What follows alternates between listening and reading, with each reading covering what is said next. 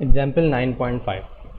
अच्छा, अब तक हमारी जो बात हुई थी वो ये हुई थी कि दो फार्मूलाज हैं, और ये फार्मूला तब यूज़ होगा जब हमें ए से लेके बी, यानी ए से बी के दरमियान टोटल लेंथ के कहीं किसी भी पॉइंट पे अगर रेजिस्टेंस निकाल वोल्टेज ड्रॉप निकालनी हो, सॉरी, तो हम यूज़ करेंगे ये formula IRL x minus x square upon 2।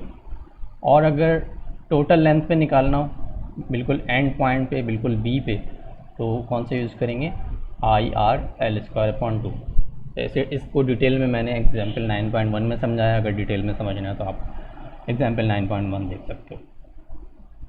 खैर, अच्छा, इस क्वेश्चन में क्या कह रहा है 9.5 में, आ 250 meter 3 wire distributor fed from one end is loaded uniformly at the rate of 1.6 ampere per meter. The resistance of each conductor is 0.0002 ohm per meter. Find the voltage necessary at feed point to maintain 250 volt at far end at the midpoint of distributor. क्या क्या चीज़ मेरे पास given है? मेरे पास L given है 250 metre, और उसके बाद मेरे पास I गिवन है 1.6 meter. The resistance of each conductor, अच्छा ईच की बात हुई है, एक कंडक्टर की बात हो रही है यहाँ पे देखो, और तो जाहिर सी बात है तुम 2 से मल्टीप्लाई करोगे। अच्छा, यहाँ पे 3 वायर डिस्ट्रीब्यूटर से कंफ्यूज मत होना, क्योंकि वायर्स जो हैं वो दो ही यूज़ होंगी एक वक्त में, फेज़ और न्यूट्रल।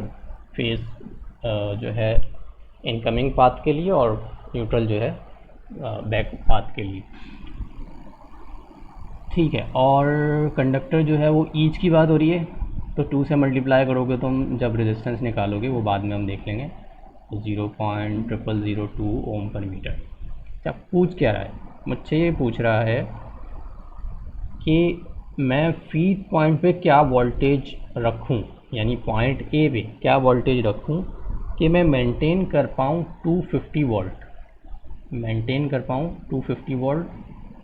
कहाँ कहाँ पर? दो जगह पे बात कर रहा है, इसके दो पार्ट्स हैं। एक है एट फार एंड, यानी अगर तुम इस लिहाज से देखो तो ये कहना चाह रहा है कि मैं क्या वोल्टेज लूँ पॉइंट ए से कि बी पॉइंट पे मुझे क्या मिले, 250 वोल्ट मिले। और एक ये कहना चाह रहा है कि at the mid point of distributor मैं क्या वोल्टेज रखूँ पॉइंट ए पे कि मुझे मिड पॉइंट पे, बिलफर्ज तुम ये कह लो कि ये मिड पॉइंट है, तो मिड पॉइंट पे मुझे 250 वोल्ट मिले। ठीक, तो दो पार्ट हैं इसके। पार्ट ए पे देख लेते हैं, एट फार एंड। ठीक है, ये वही किया, resistance per meter run for both conductors of distributor are is equals to 0.0002 exponent multiply by 2 is equals to 0.0004 ohm per metre.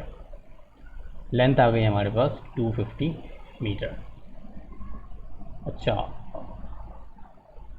एक बात और यहाँ मैं बताना भूल गया कि ये चीज़ निकालने के लिए कि मैं ए पॉइंट पे क्या वोल्टेज रखूँ कि मुझे बी पॉइंट पे 250 वोल्ट मिले, कैसे निकालेंगे उसको?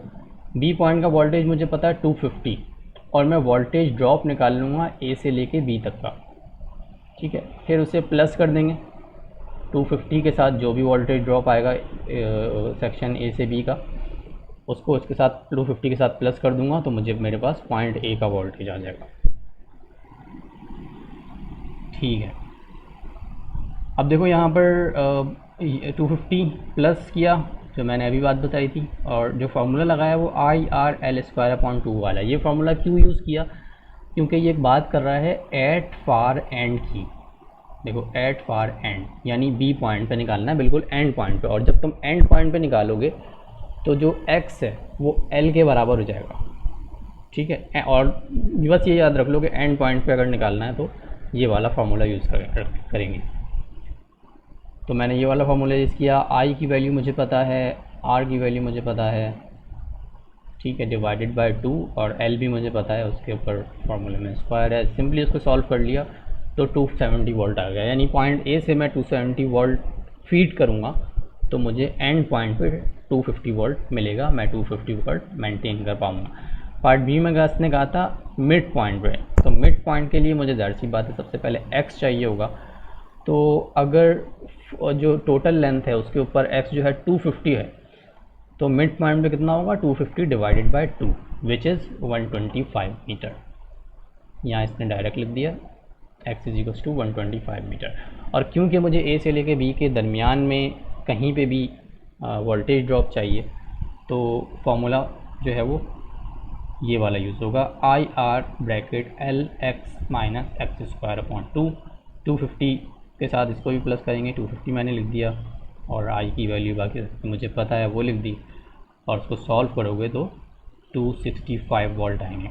यानी अगर मुझे मिड पॉइंट पे 250 वोल्ट चाहिए तो जो मैं फीड करूँगा पॉइंट ए से वो कितना होगा 265 वोल्ट्स।